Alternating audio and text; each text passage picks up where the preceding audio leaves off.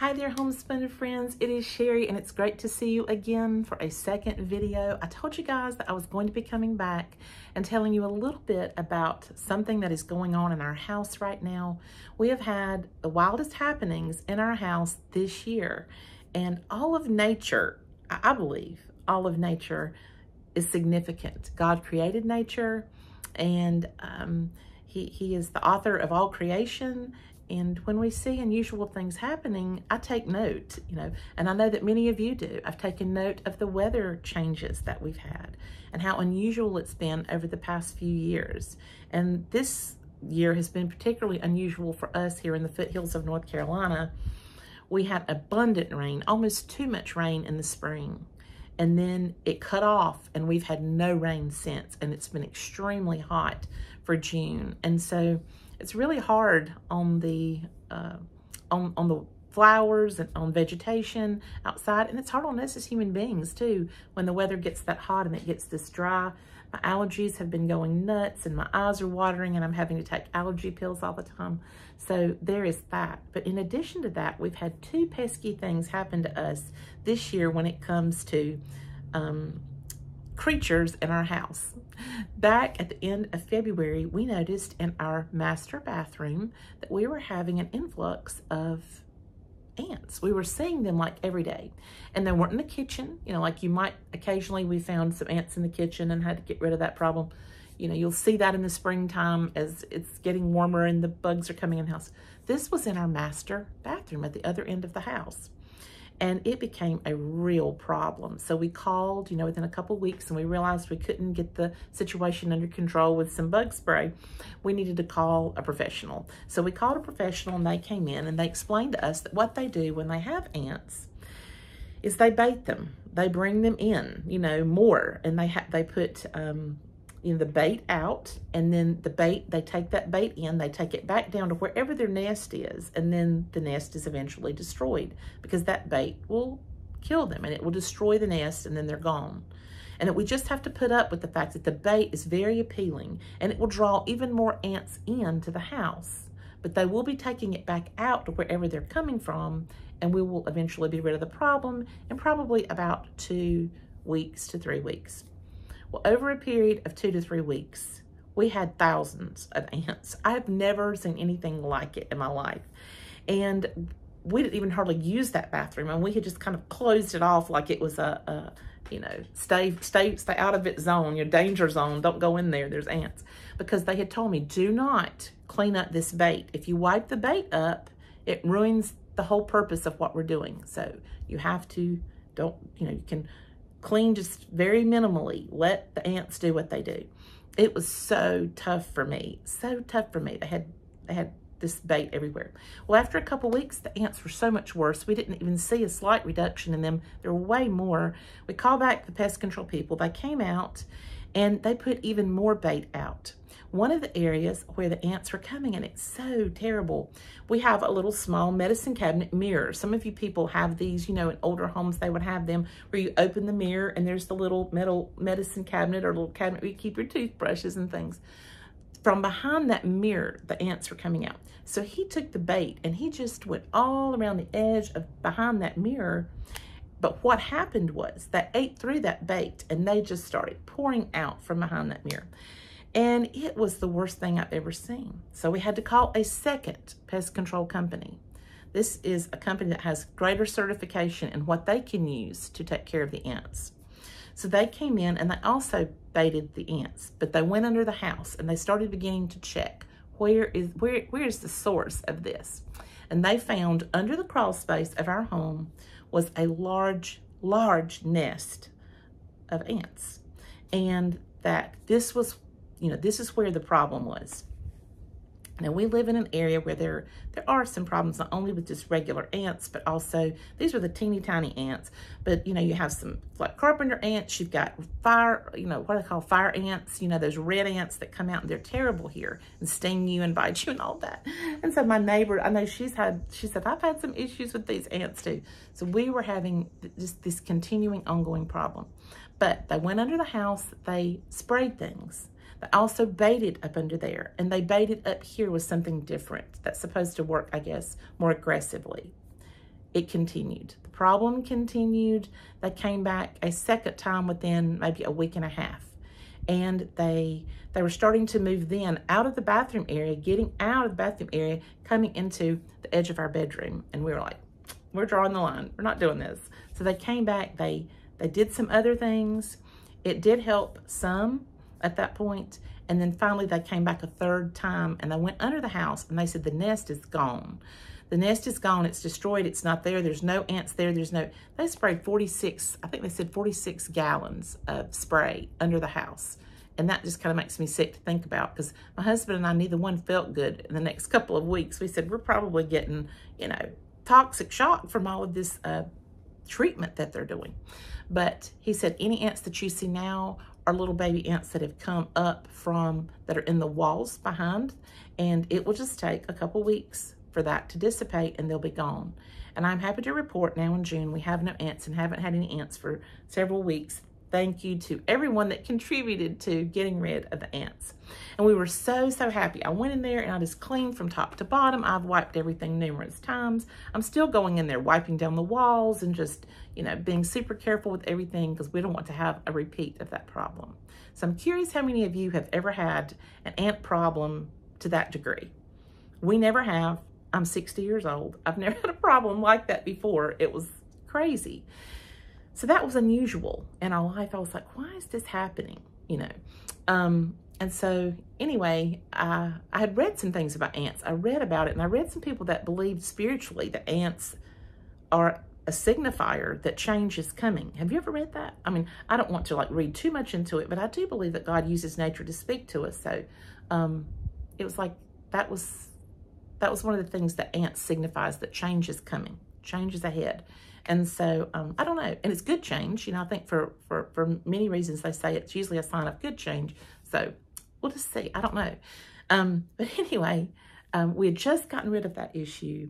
We had a terrible stormy spring. It was just unbelievably bad. Storm after storm. We had one terrible tornado that trapped a lot of people in their homes. I know that particular day, I don't always go to pick up my grandchildren from school. One of my daughters works from home, and her husband, he works not far away, and he usually picks them up in the afternoons and takes them home to her. And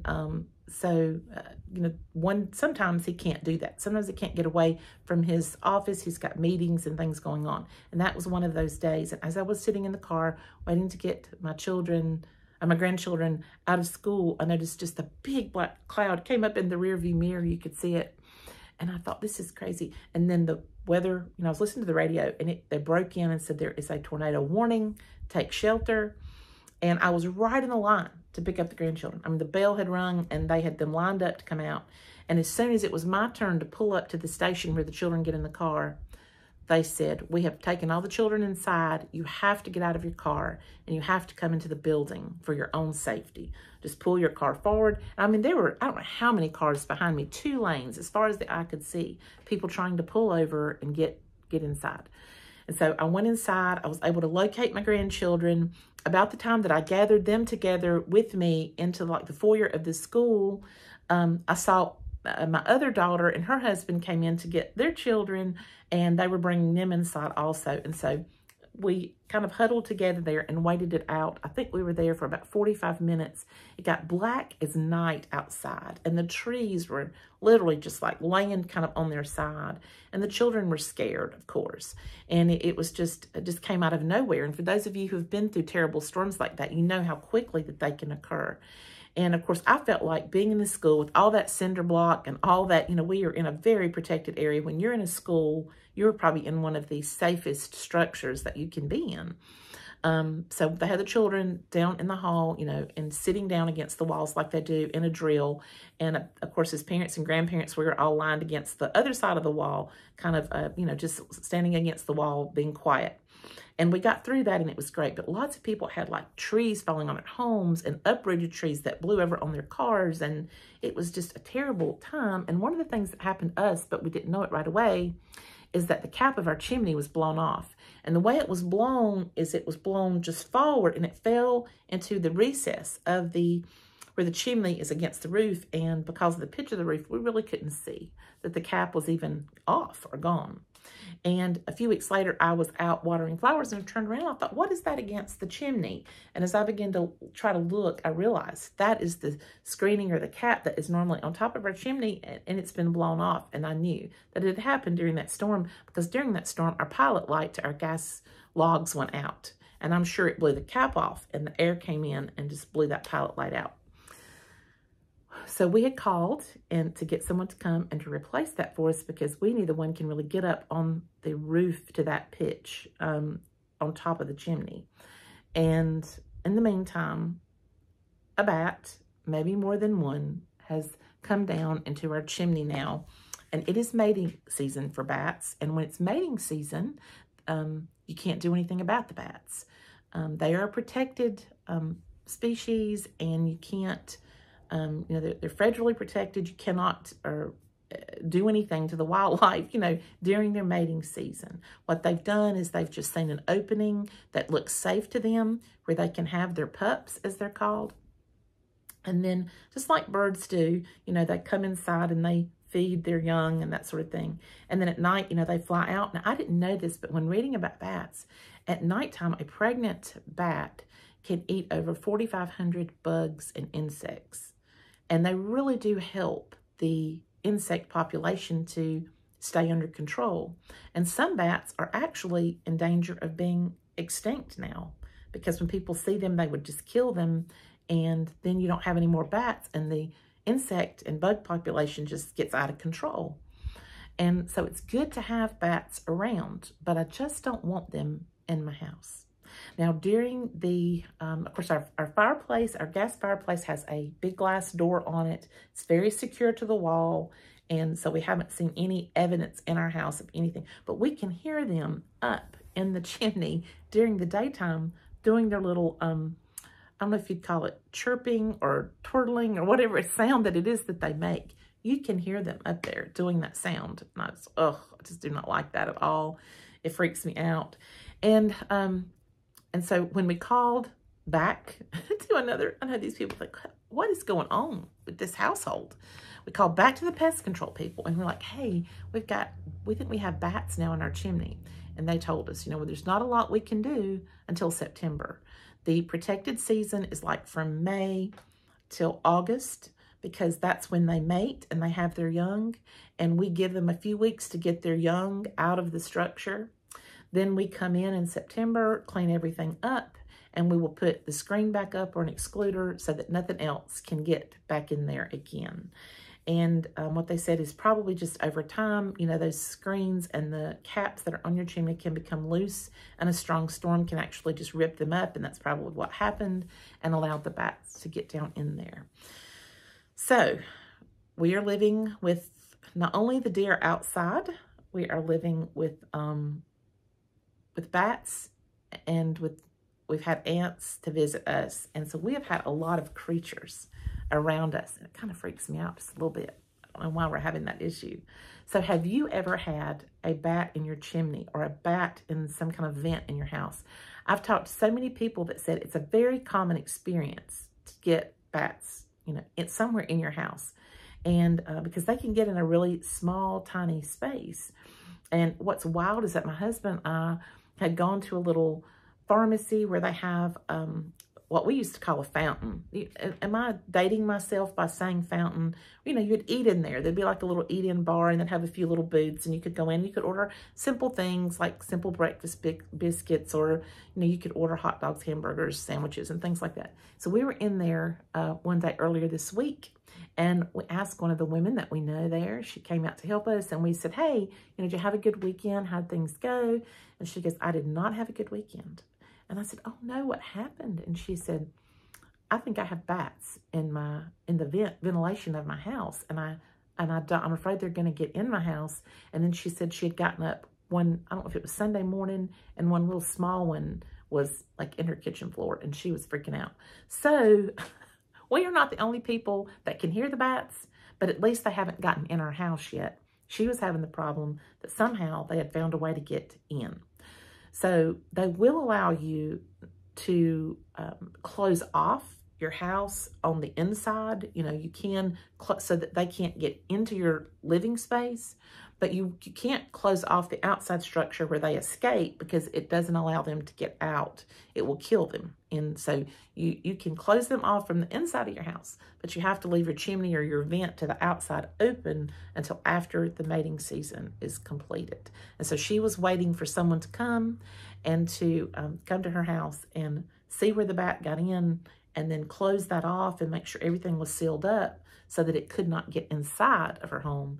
And then they'll have to come back again. She said they told her it might be the middle to the end of August when they could come in and make sure that nothing was still there. And then they'll find out a way to seal things off from the outside so that nothing will get in the future. So I'm not the only one. We're not the only ones having this issue with bats. Let me know if you've had problems with these kind of pests in your house, and if you see what I would call signs and wonders going on in nature around you. What are some things that are odd? You know, maybe you haven't seen them your entire life, but now you're noticing them. I hear more and more people sharing things like that. It's interesting to see what's going on. It's very curious. Well, friends, that's what I wanted to share with you today. Just a little adventure with me and my house. If you come to see me, I might have to charge a fee for you to get in, a ticket price to come to the zoo. You know, you just never know what's going to be going on around here. You'll be able to see some wildlife, deer, birds, squirrels, bats, and some bugs. So if you want to come, give me a call. We'll set it up. It's great to visit with you all. You know that I love you. I look forward to seeing you next time. Bye-bye, everyone.